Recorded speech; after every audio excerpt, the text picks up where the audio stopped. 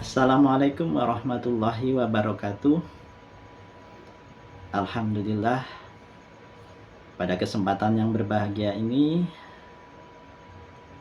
kita bisa bersua dalam keadaan yang sehat walafiat. Perkenalkan, saya Sutopo, mahasiswa Universitas Argopuro Jember, yang saat ini sedang menempuh pendidikan luar biasa, Fakultas Ilmu Pendidikan dan Keguruan. Dalam kesempatan yang berbahagia ini, saya akan memaparkan materi tentang bina diri dan gerak anak berkebutuhan khusus. Materi yang saya sampaikan terkait dengan tugas mata kuliah bina diri dan gerak anak berkebutuhan khusus yang diampu oleh Ibu Sukihartati SPD MPD. Paparan ini sebagai sarana saya belajar dan juga sebagai sarana informasi untuk sahabat luar biasa, pendamping, dan pemerhati anak berkebutuhan khusus di seluruh Indonesia. Sahabat luar biasa,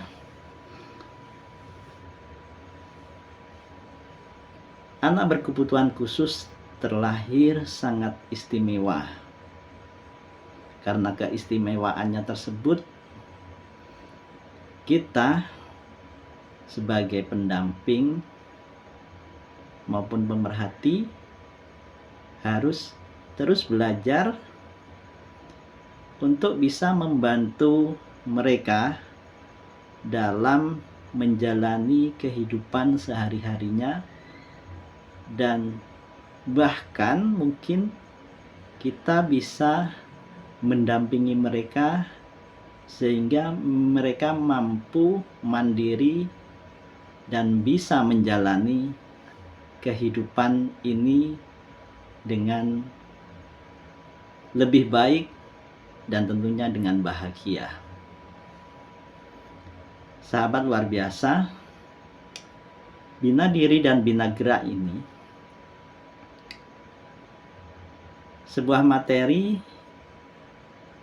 yang ditujukan untuk kita, para pendamping, para pembimbing, para pemerhati, agar lebih memahami anak berkebutuhan khusus. Sebagaimana pengertian dari bina adalah membangun suatu proses penyempurnaan agar kehidupan ini menjadi lebih baik.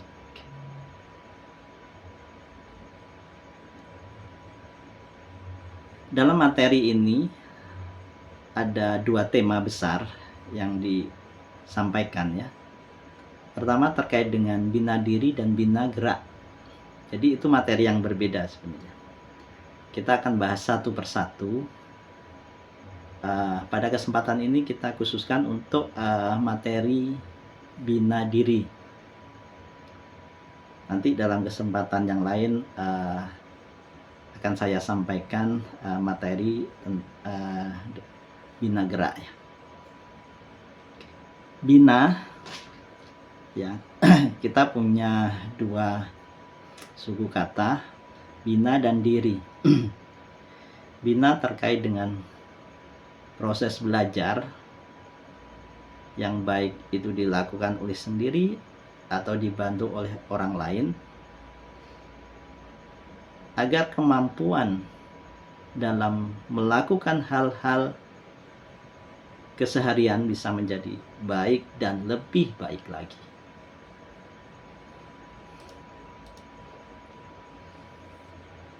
Bina diri ini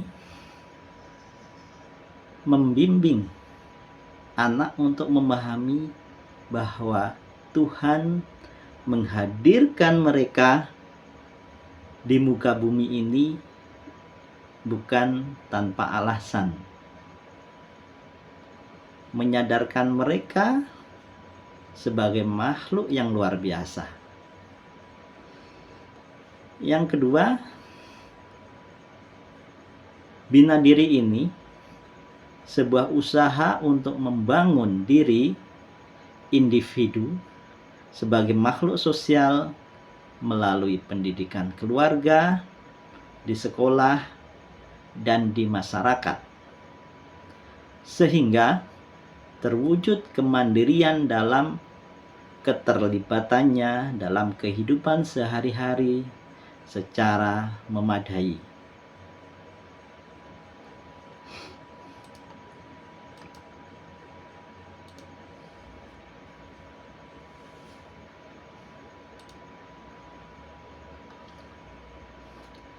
Tujuan dari materi ini, materi bina diri, untuk melatih mengembangkan anak berkebutuhan khusus dalam kemandirian untuk memenuhi kebutuhan sehari-hari, sehingga mereka tidak tergantung pada orang tua maupun orang lain, baik sebagai makhluk individu maupun makhluk sosial. Sebagaimana kita ketahui bahwa siklus manusia sejak bayi menjadi anak, menjadi dewasa, menjadi orang tua, menjadi kakek nenek, dan meninggal. Tentu sebagai orang tua, walaupun putra-putrinya mendapatkan atau mengalami anak berkebutuhan khusus, tentu mereka akan merelakan apapun, waktu, tenaga, pikiran, untuk bagaimana menjaga, merawat, dan membesarkan dengan kasih sayang. Akan tetapi waktu teruslah berjalan. Waktu tidak bisa berhenti. Yang tua, yang muda menjadi tua, yang tua meninggal. Maka bekal untuk bina diri ini sangat diperlukan untuk anak-anak, apalagi anak berkebutuhan khusus. Maka penyiapan bina diri ini harus sudah dilakukan oleh orang tua dalam keluarga, dan ketika masa anak-anak dikenalkan dengan sekolah, tentu akan didampingi oleh guru-guru yang punya kompetensi bagaimana membina, memberi pengetahuan, memberi pelatihan agar mereka berusaha untuk mandiri. Jadi, jika anak-anak berkebutuhan khusus ini sudah mampu mandiri, orang tua akan lega, orang-orang yang menyayanginya akan lega. Kalaupun ditinggalkan, mereka tentu sudah siap dengan kemandiriannya. Itulah bina diri ini ada dan dilakukan secara terstruktur dan sistematis.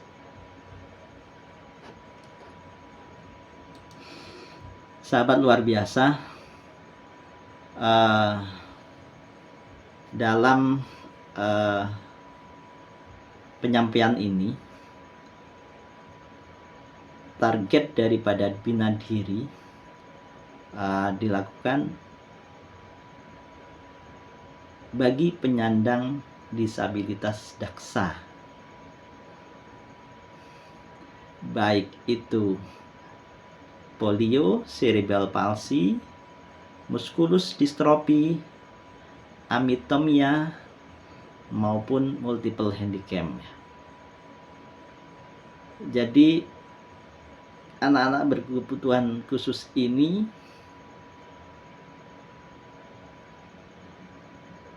yang terkait dengan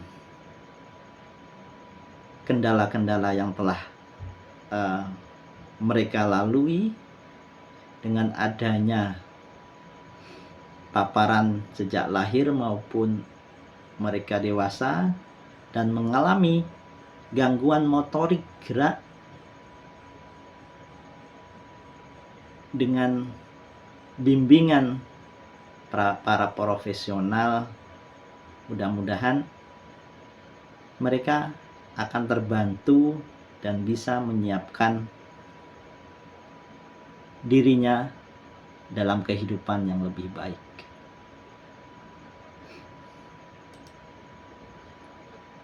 Oke ya, sahabat luar biasa. Ya, mungkin ada pertanyaan bahwa kenapa kok ini untuk daksa begitu ya. Memang anak berkebutuhan sangat kompleks dan luas. Tetapi dalam materi saya ini akan spesifik kepada bina diri dan gerak daksa begitu ya. Oke. Pemaparan yang berikutnya terkait dengan program bina diri. Jadi kalau tadi kita sudah pahami bagaimana pengertian, tujuan, target, berikutnya adalah program bina diri. Program bina diri ini setidaknya ada 6 kemampuan dasar yang harus dimiliki oleh anak berkebutuhan khusus. 1. Kebutuhan merawat diri. Yang kedua, kebutuhan menolong diri. Yang ketiga, kebutuhan komunikasi dan sosialisasi. Yang keempat, kebutuhan keterampilan hidup. Yang kelima, kebutuhan keselamatan diri. Dan yang keenam, kebutuhan mengisi waktu luang. Oke, akan saya coba paparkan satu demi satu.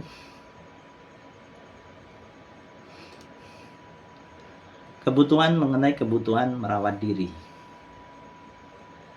Kebutuhan merawat diri ini terkait dengan kemampuan memelihara tubuh.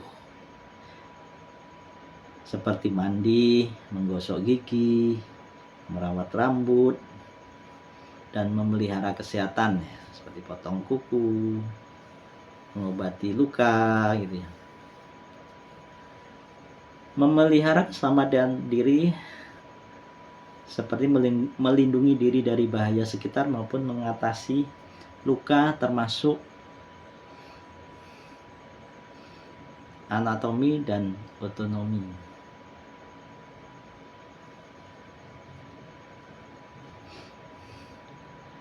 Nah, kemampuan memelihara atau merawat diri ini sangat penting sekali karena aspek kesehatannya atau outputnya itu terkait dengan kesehatan.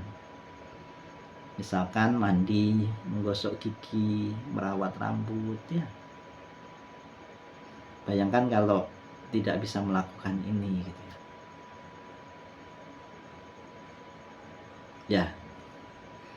Makanya pembekalan mengenai bina diri, kebutuhan merawat diri ini sangat penting. Maka bagaimana mandi yang benar, menggosok gigi yang baik, merawat rambut yang bagus gitu ya. Ini harus kita ajarkan oleh profesional pendidik kepada anak-anak ya, baik orang tua maupun pendidik.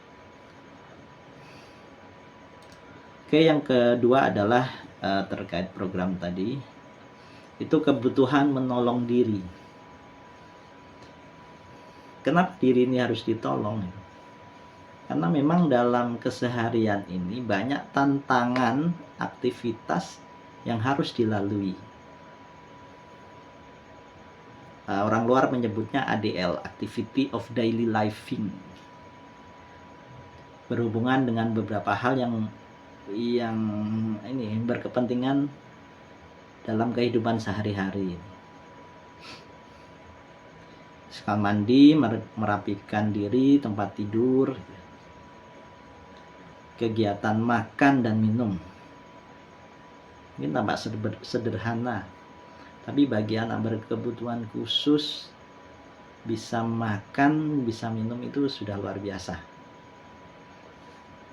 Yang berikutnya seperti membersihkan diri setelah buang air kecil maupun buang air besar, ini juga harus bisa dan terampil. Berikutnya membersihkan diri bagi perempuan kalau sudah akil balik,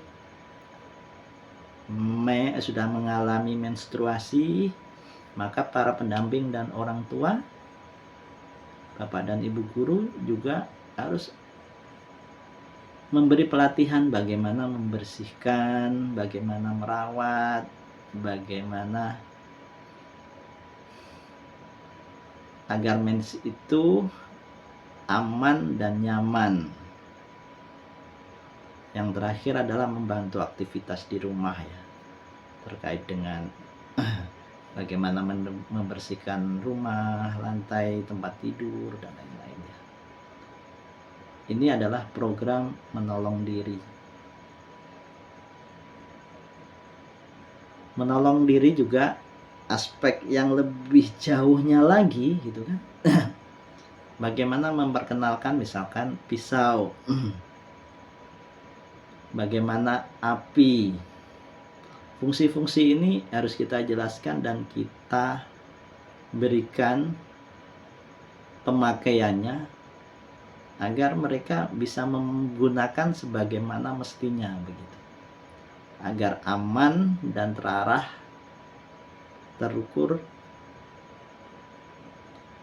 sehingga kemampuan mereka merawat diri, menolong diri itu ada dan bisa.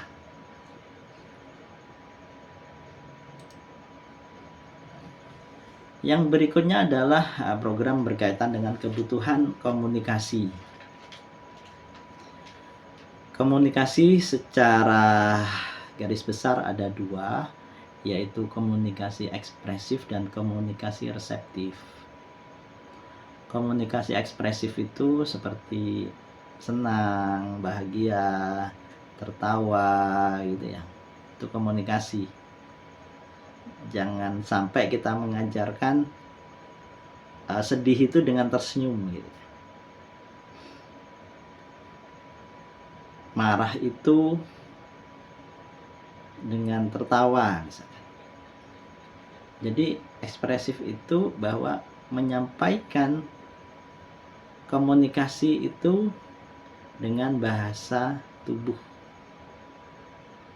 Kita harus ramah, kita harus senyum, kita harus menyapa. Ini bahasa ekspresif.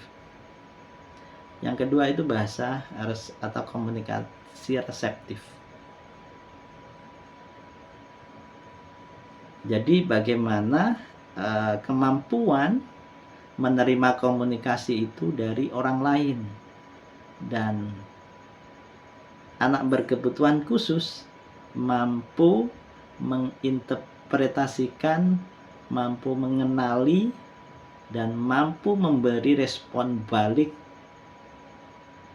apa yang disampaikan oleh orang lain. Misal, sayang, tolong ambilkan tisu di meja. Maka ketika responnya bagus, kemampuan bahasanya ada, maka benar apa yang diambil adalah tisu yang di atas meja. Tentu ini capaian yang luar biasa. Dan ini harus dipahamkan atau dibinadirikan kepada anak-anak berkebutuhan khusus ya. Yang berikutnya atau yang nomor 4 terkait dengan kebutuhan sosialisasi.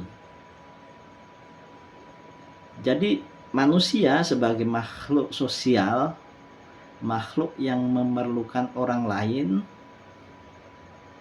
sebagaimana juga anak berkebutuhan khusus juga memerlukan orang lain.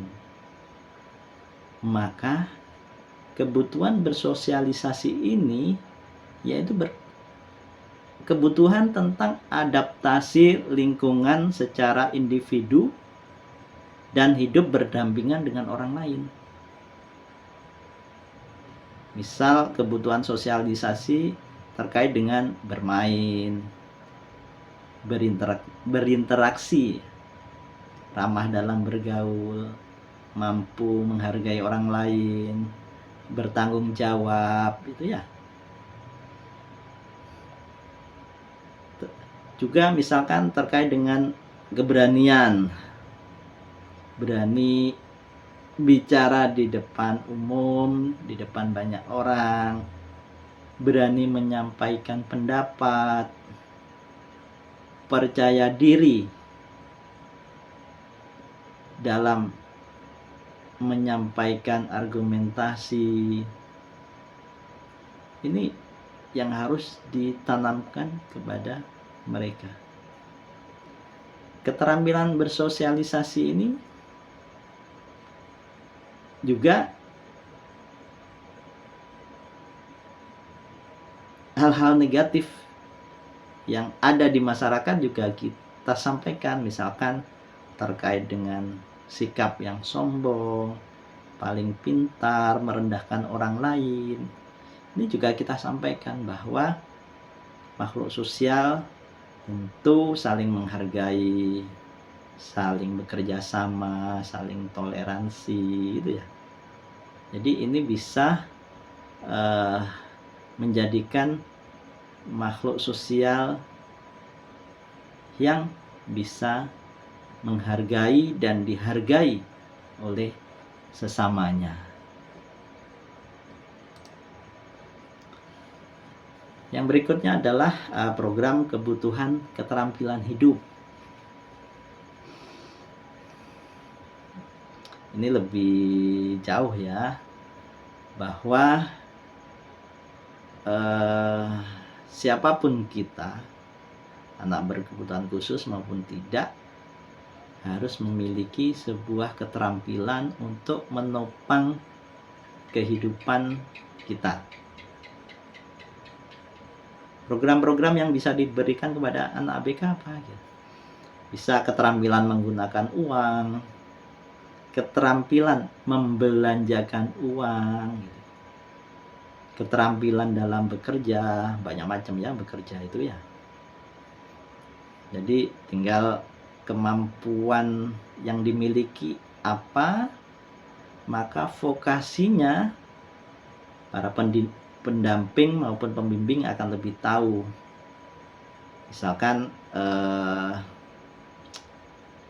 anak yang mengalami disabilitas daksa kaki gitu ya, ketika tangannya masih motoriknya masih bisa digunakan dengan baik, dengan bagus gitu ya, keterampilan tangan yang bisa dilakukan, misalkan banyak ya, programmer misalkan itu pakai tangan ya, pemrograman, membuat web gitu ya, menjahit, bordir gitu ya, itu banyak yang dilakukan oleh tangan. Dan ini vokasi-vokasi ini yang harus dibekalkan kepada anak berkebutuhan khusus, tentunya dengan melihat segala kemungkinan dan bakat minat yang dimiliki anak tersebut.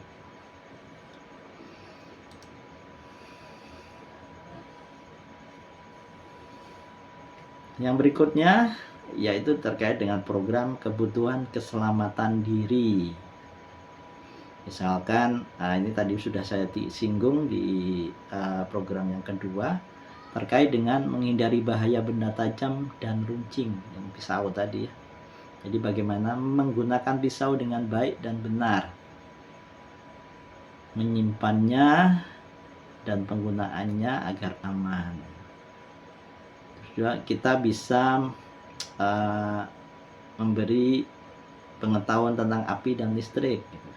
Tidak boleh tersengat oleh aliran listrik dan juga berbahaya kalau kita kena panas api. Dan penggunaannya seperti apa dengan yang aman, yang safety gitu ya. Itu harus kita sampaikan kepada anak ABK. Oke, sahabat luar biasa. Oh ya, ada satu refreshing ya, mengisi waktu luang. Dari pembekalan mereka bagaimana waktu luangnya mereka gitu kan. Ya tentu waktu luangnya ini kita support atau kita berikan program-program